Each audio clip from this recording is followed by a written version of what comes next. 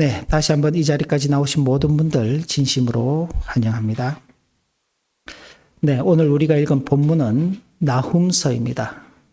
나훔서를 그냥 이렇게 나훔서 그러면은 잘 이해하기가 어려우니까 나훔서에 대해서 좀 간략하게 살펴보고 오늘 본문의 말씀을 또 살펴가도록 하겠습니다. 나훔서는 요나서와 함께 아수르에 대한 예언을 기록한 책입니다. 우리 성경에는 아수르라고 되어 있고 일반 세계사 속에는 아시리아라는 제국으로 알려져 있는 그런 나라입니다. 요나서가 아수르의 수도 니느웨 성의 회개와 구원에 대한 예언으로 서민의 자세와 의무를 다루고 있다면 나훔서는 니느웨 성의 심판과 멸망에 대한 예언으로 선민의 보존과 위로 등을 다루고 있습니다. 우리가 앞서서 호세아서 그리고 아모스서 말씀들을 살펴봤는데 그 두 말씀들은 하나님의 택하신 백성들을 향한 심판, 그 심판의 경고를 통해서 하나님의 백성들이 회개하고 돌아오라고 그렇게 말씀하는 내용들이었다면 우리가 읽은 이 나훔서 그리고 요하나서 같은 경우에는 니느웨, 아수르 사람들을 대상으로 한 말씀입니다. 요나서는 대략 BC 760년경에 기록이 된 것으로 그렇게 알려져 있고 나훔서는 대략 BC 663년에서 612년 사이에 기록된 것으로 그렇게 알려져 있기 때문에 한 1세기 100년 정도의 시간 간격이 있습니다. 그러니까 100년 전에 하나님께서 요나를 통해서 아수르의 멸망을 예고하셨는데 그때는 회개하고 돌이킴으로 말미암아 용서함을 받았어요. 근데 100년이 지나는 동안 하나님의 그 경고에도 불구하고 다시 죄악에 빠지게 되자 이제는 정말 심판이 선언되는 것입니다. 아수르는 세계 역사상 제국으로서의 면모를 갖춘 최초의 국가입니다. 아수르 제국이라는 것이 처음으로 이제 생기게 되는 것이죠. 티그리스 강 상류에 위치한 아수르는 디글랏 빌레셀 3세와 그의 아들 살만 에셀 5세에 의해서 영토 확장 정복을 시작하게 됩니다. 이때는 아직 북이스라엘이 멸망하기 전입니다. 북이스라엘이 BC 722년에 이 아수르에 의해 멸망하게 되죠. 사르곤 2세 그리고 산헤립, 에살핫돈, 아슈르바니팔 등의 시대를 거치면서 약 1세기 동안 근동 지역의 패자로서 이집트까지 정복하며 번영을 누리게 됩니다. 722년 사르곤 2세 통치 아래 북이스라엘을 무너뜨리고 이어서 남유다도 침공하게 됩니다. 그 이후에도 사네립이 BC 701년에 남유다에 침입하여 예루살렘을 포위했어요. 그때 하나님께서 참 기적과 같은 승리를 주셨는데 18만 5천 명이나 되는 그 어마어마한 군대가 예루살렘을 에워싸고 예루살렘에 있는 사람들이 다 굶어 죽을 그 지경에 이르렀는데 하나님께서 히스기야 왕의 기도를 들으시고 하룻밤 사이에 그 18만 5천 명이 다 죽음에 이르게 만드셨습니다. 그리고 이스라엘이 유다가 다시 참 살아나게 되는 그런 놀라운 일들도 있었습니다. 그때가 사네립 시대였습니다. 사네립이 이후에 언제라도 유다를 단숨에 쓸어버릴 것처럼 위력을 가시하며 공물을 징발했습니다. 요구하는 것이죠. 그러면 갖다 바쳐야 되는 거예요. 외교적 굴종을 수시로 강요했습니다. 이미 북이스라엘이 아수르에 의해 정복된 상황에서 아수르의 존재는 직간접적으로 참 유다에게 있어서 큰 위협이 되었고 남유다 백성들에게는 도저히 떨쳐버릴 수 없는 불안과 고통의 원천이었습니다. 아수르는 참 광활한 지역을 다 차지했음에도 불구하고 끊임없는 정복과 그 탐욕을 추구하였습니다. 이런 아수르를 향하여 나움 선지자는 그 수도 니느웨를 주요 심판 대상으로 삼아 하나님의 심판에 따른 멸망의 예언을 선포하게 됩니다. 그리고 이 예언은 BC 612년 니느웨가 바벨론과 메대 연합군에 의해서 정복됨으로 말미암아 성취가 됩니다. 참 하나님의 역사가 이렇게 진행이 되는 것이죠.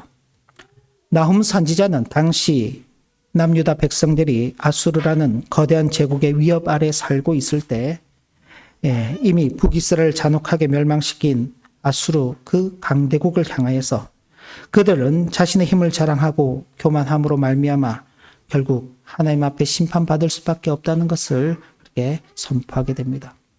아수르는 대단히 참 무자비한 나라였습니다. 북이스라엘 같은 경우도 모두들 다 포로로 잡아가고, 포로로 잡아갈 때도 성경에 그렇게 예언하고 있는 것처럼 마치 그 고기를 갈고리에 깨어서 이렇게 끌어가는 것처럼, 혹은 고기 생선을 우리가 낚시해서 잡으면은 낚시 바늘에 이렇게 깨어서 이렇게 주렁주렁 달아서 가잖아요. 그것처럼 옛날에는 이 입이나 이런 데를 이렇게 갈고리로 끼어가지고 사람들을 잡아갔는데, 그런 식으로 북이스라엘 사람들을 다 다른 곳으로 이주시켜 나가는 것입니다. 그리고 다른 지역 사람들은 또 이스라엘 지역으로 이렇게 이주해 시켜와서 아예 그 민족의 정체성, 삶의 터전들을 다 쌍그리 없애버리는 그런 정책을 펼쳤던 최초의 국가가 아수르입니다. 그러니까 그냥 와서 식민 통치만 하는 게 아니라 그 민족 자체를 다른 지역으로 옮겨버리는 거예요. 그리고 다른 민족을 여기 데리고 와서 살도록 하는 것이죠. 이처럼 주변 나라들을 무자비하게 짓밟았습니다. 유다 백성들에게는 아수르는 도저히 넘을 수 없는 절망의 장벽과도 같았을 것입니다. 바로 그때 하나님께서 나훔 선지자를 통해 말씀하십니다. 나훔 선지자, 나훔 그 이름의 뜻은 위로자라는 뜻입니다. 위로자. 그러니까 지금 자신의 형제 나라가 멸망했어요. 그러고는 언제 자신들도 멸망할지 모르는 그 위협 속에 하나님께서 선지자를 보내셔서 선포하신데, 그 선지자의 이름이 위로자인 것입니다. 위로자. 절망의 한복판에 서 있는 당신의 백성들에게 하나님의 말씀을 보여주셨다. 하나님의 마음을 보여주셨다. 가장 절망적인 순간에 하나님은 위로자를 보내신 것입니다. 나훔서는 단순한 격려의 메시지가 아닙니다. 폭풍의 한가운데서 하나님의 진노의 선포 속에서 발견하는 진짜 위로, 흔들리지 않는 그 위로에 대한 말씀이 이 나훔서에 대해 나타나는 것입니다. 그래서 나훔서는 전체가 다 니느웨, 아수르에 대한 하나님의 심판에 대한 말씀입니다. 오늘 제목은 오늘 본문의 7절에 있는 말씀대로 산성과 피난처가 되시는 하나님이라고 그렇게 소개를 하겠습니다. 먼저 보시면 하나님은 질투하시며 보복하시는 하나님이십니다. 하나님께서는 나훔 선지자를 통하여 여호와는 질투하시며 보복하시는 하나님이시니라. 여호와는 보복하시며 진노하시되 자기를 거스르는 자에게 여호와는 보복하시며 자기를 대적하는 자에게 진노를 품으시며라고 선언하게 하심으로써 절망 중에 있는 당신의 백성들을 위로하셨습니다. 이전까지만 하더라도 하나님께서는 당신의 백성들에 대해서 심판을 선언하셨습니다. 하나님께서 북이스라엘에 대해서 회개하고 돌이켜라. 그렇지 않으면 심판할 것이다. 하나님의 심판의 말씀을 들을 때 자신들은 버림당하는 줄 알았어요. 하나님이 정말 우리 하나님이 맞을까? 그렇게 하나님께서 자신들을 버리는 줄 알고 있었고, 그리고 하나님께서 예고하신 대로 그렇게 자신의 형제 나라가 멸망을 당하게 될 때 그 장면을 보면서 과연 하나님은 우리의 하나님, 나의 하나님이 맞을까? 그렇게 흔들릴 수 있는, 그렇게 절망 속에서 참 일어서기가 참 불가능하다고 생각되는 그 순간에 있는 그 유다 백성들을 향해서 하나님께서 친히 보복자가 되시고 친히 진노하시는 분이 되셔서 유다의 대적들에 대해서 심판을 하시겠다고 선언하는 것, 그것이 큰 위로가 되는 것입니다. 그럴 경우가 있죠. 예를 들어서 형제가 있는데 동생이 밖에 나가서 놀다가 누구한테 이렇게 맞고 왔어. 평상시에는 동생을 괴롭히던 형이었지만은, 혹은 누나였지만은, 동생이 맞고 온 걸 보고, 야, 누구야? 누가 내 동생을 그랬어? 가자. 내가 가서 혼내줄게. 그 말 들으면은요. 그렇게 그 형이나 혹은 누나나 언니가 이렇게 멋져 보일 데가 없는 거죠. 그죠? 그런 것입니다. 하나님께서 우리를 버린 것 같았는데 버리지 않으셨구나. 하나님, 그러면 우리는 보통 선하신 하나님, 은혜로우신 하나님, 사랑이 많으신 하나님, 그렇게 생각하기 쉬운데 오늘 보면 질투, 보복, 그죠? 진노, 이런 표현들이 나옵니다. 이건 우리가 생각하는 위로와는 거리가 멀어 보이는 단어들이죠. 하나님께서 우리를 위로하신다 그러면은 우리는 어떤 생각합니까? 여러분들 위로가 필요하다 그럴 때, 그죠? 나는 위로가 필요해 그러는데 그때 어떤 말들을 듣고 싶어 하세요? 그래, 괜찮아. 이해할 수 있어. 나도 같은 마음이야. 뭐 이러잖아요. 그죠? 그런데 거기에 질투, 보복, 진노 이런 말들을 들으면 이게 정말 나에 대한 위로인가? 그런 생각이 들 수 있어요.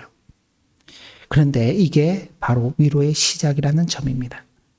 하나님의 질투는 인간의 시기심이 아니라 당신의 백성을 향한, 당신의 언약을 향한 거룩한 열정입니다. 앞서 말씀드린 대로 동생을 위한 형의 그 마음 같은 것처럼, 그렇죠? 사랑하는 아내 혹은 자녀가 악한 자에게 고통당할 때 분노하는 남편과 그 아버지의 마음과 같은 것입니다. 그 있을 때 어디서 위로 못 받죠? 막 울고 막 이렇게 있는데 야 괜찮아 안 아파 뭐 약 바를까 이 말 듣는 것보다 누가 그랬어? 그러고는 그죠? 내가 가서 혼내줄게. 그러면은 아팠던 게 싹 분했던 게 싹 사라지잖아요. 그죠? 그런 것 비슷한. 하나님의 보복은 사사로운 복수가 아닙니다. 모든 것을 바로잡으시는 공의의 심판입니다. 나훔서 3장 1절을 보면 이 아수르의 니느웨 성을 두고 이렇게 표현하고 있습니다. 피의 성이었다. 그 말은 그 성이 피로 지어졌을까요? 그렇지 않지요. 그 성은 멀쩡하고 아주 멋들어지게 지어졌을 것입니다. 그러나 수많은 나라, 수많은 민족, 수많은 사람들의 고통 속에 그런 강대한 성이 지어졌기 때문에 그 성을 두고 피의 성이다. 그렇게 말하는 것입니다. 제가 지난주에도 말씀드렸지만은 유럽을 돌아다니면서 좀 멋들어지고 웅장한 성당을 보고 건물들을 볼 때마다 그 속에서 고통받으며 참 죽어갔던 또 피땀을 흘렸던 수많은 사람들의 그 눈물과 피를 생각할 수 있어야 하는 것입니다. 그들은 거짓과 약탈을 일삼으며 무고한 자들을 짓밟았습니다. 하나님은 그들의 죄악을 외면하지 않으시는 것입니다. 하나님이 불의에 분노하시고 악을 반드시 심판하신다는 이 사실이야말로 고통받는 자에게 가장 큰 위로가 되는 것입니다. 왜냐하면 우리가 겪는 억울함과 세상의 불의를 하나님이 모두 알고 계시며 마침내 바로잡으실 것이라는 약속이 하나님의 그 심판 속에 담겨져 있기 때문에 그렇습니다. 그러니까 하나님께서 심판하신다 그러실 때는 단순히 그 나쁜 일을 한 사람을 벌하시는 것으로 끝이 아니라 비뚤어진 질서, 비뚤어진 세계, 비뚤어진 관계, 무너진 것들을 다 새롭게 회복시키신다는 의미가 담겨져 있기 때문에 하나님의 그 보복, 하나님의 그 심판 속에 우리에 대한 위로가 담겨져 있는 것입니다. 그러면서 또 하나님을 이렇게 소개하고 있습니다. 하나님은 노하기를 더디하시며 권능이 크신 하나님이다. 3절을 보면 그렇게 표시되어 있죠. 하나님은 진노하시지만 동시에 노하기를 더디하시며 권능이 크신 분이시다. 우리 같으면 어떨까요? 제가 금방 화를 냈다가 금방 웃다가 그러면요. 우리 목사님은 오늘 좀 정신이 좀 이상한 것 같아. 그죠? 그러니까 제가 집에서 만약 그러면은요. 아빠는 도대체 어떤 사람이야? 종잡을 수가 없어 그러겠죠. 기분이 좋았다. 금방 나빴다. 막 이렇게 변덕이 왔다 갔다 그러면 변덕스러운 사람이죠. 하나님도 그렇게 변덕스러운 분이신가? 그렇지 않습니다. 우리는 우리 한 인격체 속에 다양한 성격이 있지만은 그게 우리는 동시적으로 나타날 수가 없어요. 우리는 기분이 좋으면 좋고 나쁘면 나쁜 거예요. 기분이 좋으면서 기분이 나쁠 수가 없어. 그러나 하나님께서는 그렇지 않으신 분이십니다. 하나님은 진노하시지만 동시에 또 노하기를 더디하시며 권능이 크신 분이십니다. 근데 여기에서 이제 노하기를 더디하신다. 그러니까 하나님은 능력이 없으신가? 자, 아까 했던 말로 돌아가서 야, 너 괴롭힌 사람 누가 있어? 어디 있어? 내가 가서 혼내줄게. 근데 가보니까요. 자기보다 힘이 막 더 센 사람이 딱 서 있는 거예요. 그럼 어떻게 돼요? 뭐 깨갱하고 돌아서 와야 되는 거죠. 그죠? 폼은 잘 잡고 나갔는데 내 능력이 부족해. 그럼 어떻게 해요? 어쩔 수 없이 참고 돌아오는 것이죠.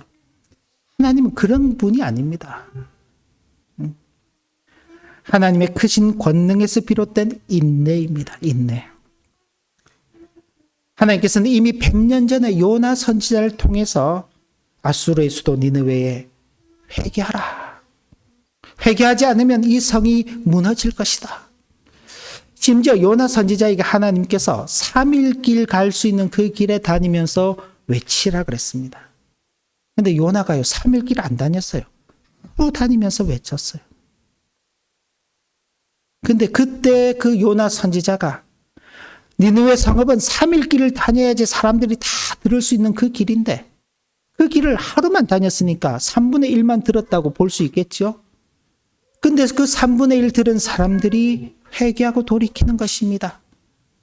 왕으로부터 모든 백성들이 다 금식하면서 기도했어요. 심지어 짐승들까지도 금식했다고 그렇게 요나서는 기록하고 있습니다.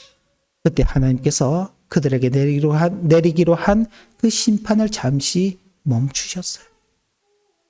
그들이 계속 하나님 앞에서 겸비해 사는 동안은 그 심판이 계속 유보가 되는 것입니다. 그런데요, 그들은 그런 하나님의 용서하심을 받고도 그걸 잊어버린 채로 다시 더 큰 죄악으로 나가게 되는 것입니다. 그리고 이제 심판의 때가 이른 것이죠.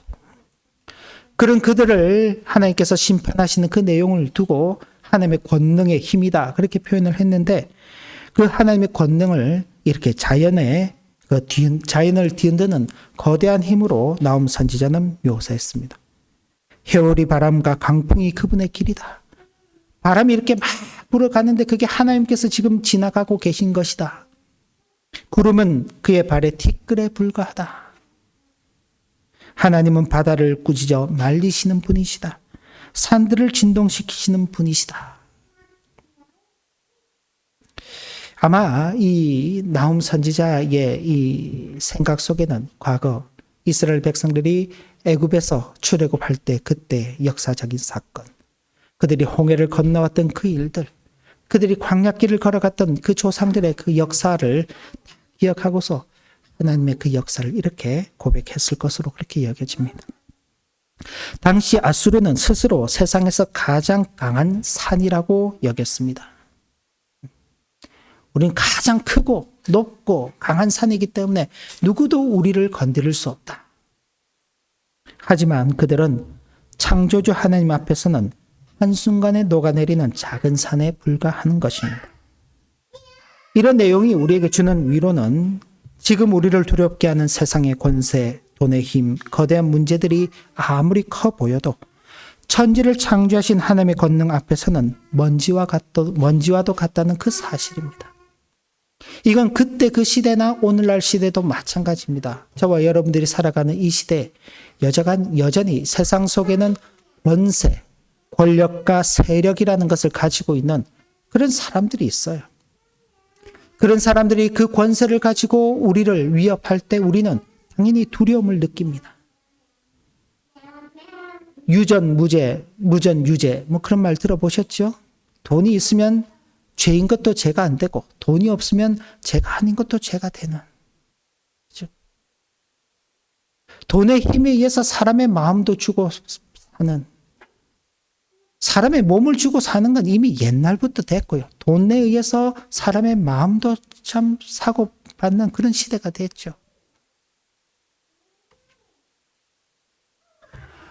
그 말고도 다양한 문제들이 우리 앞에 있을 때 그게 참 큰 산처럼 여겨지는 것입니다. 그런 것들이 내게 있으면 조금 으스대고 그런 것들이 내게 없게 되면은 불안해하고 두려워하게 되고 그 문제들로 인해서 주눅이 들어서 살 수 없는. 그런데 천지를 창조하신 하나님 앞에서는 그 모든 게 먼지와도 같다. 그러므로 우리가 두려워할 대상은 세상의 아수르가 아니라 모든 것을 통치하시는 만군의 여호와 하나님 한 분뿐임을 기억해야 하는 것입니다. 그래야지 이 세상 앞에서 우리는 두려워하지 않고 사는 것입니다. 하나님께서 세상을 창조하시고 섭리하시고 역사하고 계시다는 그 사실을 우리가 분명하게 확신하는 나는 이 세상의 것이 우리를 두렵게 할 것이 없는 것입니다. 물론 세상은 우리를 늘 두렵게 할 것입니다. 우리 주님께서도 세상이 너희를 두렵게 할 것이다. 왜? 너희가 세상에 속하지 않았기 때문에 그렇다. 너희가 세상에 속했다면 세상이 너희를 사랑할 것이지만 너희는 세상이 아닌 내게 속했다. 내가 너희를 구별하여 불러내어 내게 속하게 만들었기 때문에 세상이 나를 미워하기 때문에 세상이 너희도 미워할 것이다. 그러니까 세상에서의 미움을 받을 때 우리는 내가 주님께 속해 있구나. 하나님께 속해 있구나. 그 사실을 확인하게 되는 것입니다. 그런데요. 현실을 살아가다 보면 세상이 우리를 미워하면요. 견딜 수가 없는 것이죠. 세상이 우리를 인정해 주지 않으면요. 참을 수가 없는 것이죠. 그래서 세상의 인정을 받기 위해서 안간힘을 살아가는 것입니다. 왜? 아수르라는 이 세상이 더 위대해 보이기 때문에. 그러나 하나님께서 지금 이스라엘 백성들에게, 유다 백성들에게 뭐라고 말씀하십니까? 너희 눈앞에 펼쳐져 있는 그 거대한 산처럼 보이는 그 아수르가 아무것도 아니야. 하나님 앞에서는 한 줌 먼지에 불과한 존재야. 그러니 하나님을 믿어라. 그 속에 진정한 위로가 있다. 그렇게 말씀하는 것입니다. 그러면서 나움 선지자는 여호와는 선하시며 환난 날의 산성이시라. 그는 자기에게 피하는 자들을 아시느니라 라고 놀라운 선언을 하는 것입니다. 온 세상을 진동시키시는 진노와 권능의 하나님이 당신에게 피하는 자들에게는 한없이 선하신 분이시며 환난 날에 안전한 산성, 요새가 되어주신다는 약속의 선언을 지금 나움 선지자는 하는 것입니다. 기댈 데가 없어요. 기댈 데가 없어.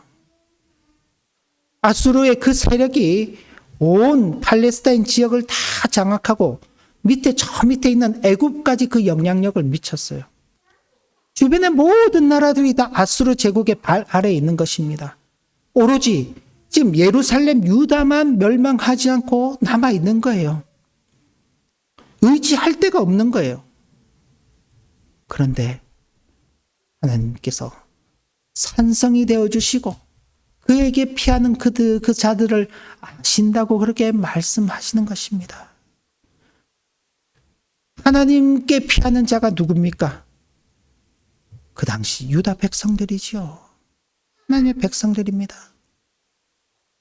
우리를 위협하는 이 세상 속에서 하나님께 피하는 자가 누구입니까?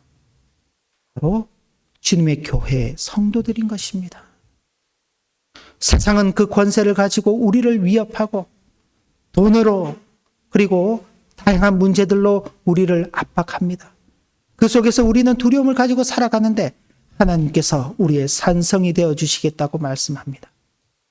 하나님께서 피하는 자에게, 당신에게 피하는 자에게 아는 자가 되어주시겠다고 그렇게 말씀하는 것입니다. 하나님의 심판이라는 거대한 폭풍이 아수를 향해 몰아칠 때 그 폭풍은 하나님의 백성에게는 오히려 그들을 안전하게 지키는 견고한 성벽이 되는 것입니다. 태풍의 눈이라고 들어보셨잖아요. 그죠? 태풍이 휘몰아칠 때 그 가장자리 바깥쪽은 어마어마한 바람이 불고 자동차도 날리고 집도 날려버리고 오만 것들을 다 날려버리죠. 근데 그 태풍의 한가운데는요. 잠잠하다. 그게 태풍의 눈이죠. 바로 하나님께서 아수르를 심판하시는 그 중에 당신의 택하신 백성을 그렇게 안전하게 보호하시는 것입니다. 아수르를 집어삼키는 압도적인 홍수나 하나님의 백성 앞에서는 결코 넘볼 수 없는 그런 경계선이 되는 것입니다. 그리고 무엇보다도 중요한 것은 하나님께서는 자기에게 피하는 자들을 아신다라는 이 놀라운 사실입니다. 여기 아신다고 말할 때 이건 말로만 아는 것이 아닙니다. 우리 누구 안다 그러잖아요. 안다. 그죠? 나 누구 아무개 알아. 근데 우리는 그걸 그냥 아는 것도 아는 거예요. 친한 것도 아는 것이고 잘 안 친해도 아는 것이고 그렇죠. 예를 들면은 뭐 독일 총리 메르츠 전 알지요. 여러분도 알지요. 근데 실제로 아는 건가요? 아는 게 아니죠. 그냥 이름만 알고 얼굴만 아는 거죠. 그래도 뭐 안다고 표현할 수 있죠. 하나님께서 자기에게 피하는 자를 아신다. 아유, 하나님께서 그 많은 사람들을 어떻게 다 아실까? 그죠? 여러분들이 뭐 우리는 교회가 작으니까 몇몇 안 되는 성도들이기 때문에 다 얼굴 보고 어떤지 다 알지만 규모가 조금만 있는 교회에 출석하게 되면은요. 사실 모르는 얼굴도 이렇게 봤나 안 봤나 모르고 지나갈 때가 많아요. 그죠? 저 사람이 우리 교회 성도인가?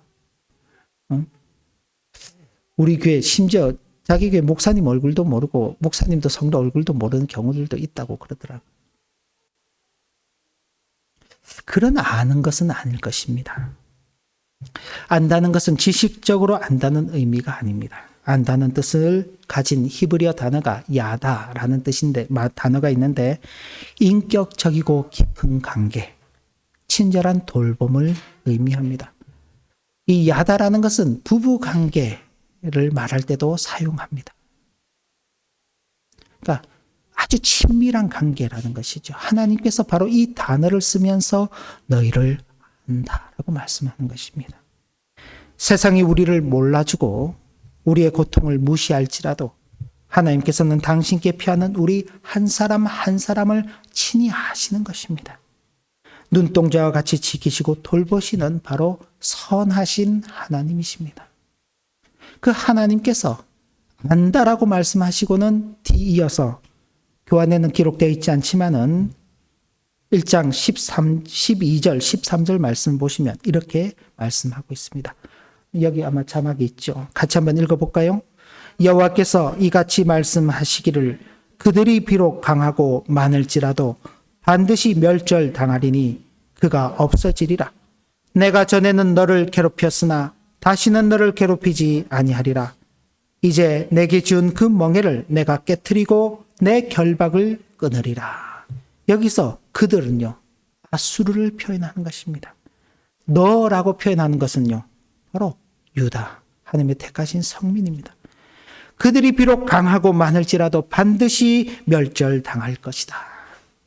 내가 전에는 내 택한 백성 유다, 하나님의 선민을 괴롭혔어. 하나님께서 괴롭히신 이유는 그들이 그 괴로움 속에 자신들의 잘못을 깨닫고 돌아오고 회개하도록 하시기 위해서요.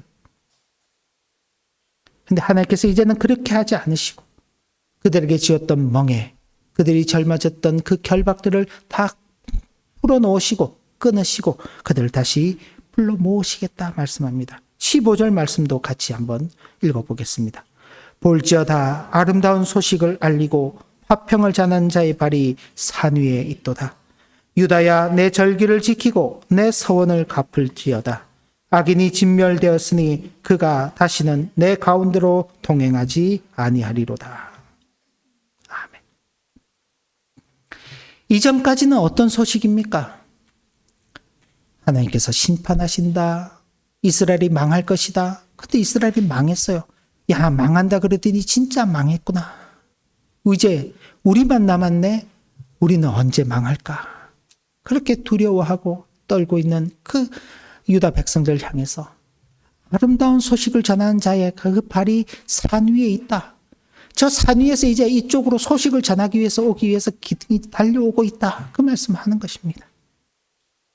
그러면서 내 절기를 지키고 내 서원을 갚아라. 하나님 앞에서 신실하게 살아가라. 하나님의 은혜가 우리에게 이렇게 임하는 것입니다. 하나님께서 세상을 심판하시는 것, 그것이 어떻게 우리에게 위로가 되는가? 한 가지 더 말씀을 드리면 하나님께서 세상을 심판하시는 가장 극적인 그 사건은 우리 주님 예수 그리스도의 십자가의 죽음입니다. 예수 그리스도는 우리의 모든 죄를 짊어지시고 하나님의 심판을 당하셨습니다. 근데 그 심판으로 말미암아 우리는요, 살림을 받게 되었습니다. 하나님께서 심판을 통해서 우리를 위로하시고 구원하시는 그 은혜가 가장 절정에 이른 것이 예수 그리스도의 십자가의 대속의 은혜이며, 그 예수 그리스도의 십자가의 대속의 은혜를 우리에게 지금도 계속 부어주시면서 하나님 앞에 살아가도록 하는 것입니다. 세상이 너희를 몰라준다고 서운해하지 마. 세상이 너희를 두렵게 한다고 그 앞에서 주눅 들지 마. 내가 너희의 산성이 되어줄게. 내가 너를 알아줄게. 라고 말씀하시며 예수 그리스도의 그 구원하시는 십자가의 대속의 은혜로 우리와 함께 하시는 것입니다. 보라, 아들 낳으리니 그 이름을 예수라 하라. 이는 저가 그의 백성을 자기 죄에서 구원할 자이심이니라. 예수 그리스도 그분이 이 땅에 오실 때 그 이름을 두고 임마누엘이라 그랬습니다. 하나님이 우리와 함께 하신다. 그 예수 그리스도의 그 이름이 우리에게 있는 한 우리는 하나님의 그 산성에 피한 자들이고 하나님께서 아시는 자들로 이 땅 가운데서 살아가고 있는 것입니다. 자, 말씀을 정리하겠습니다.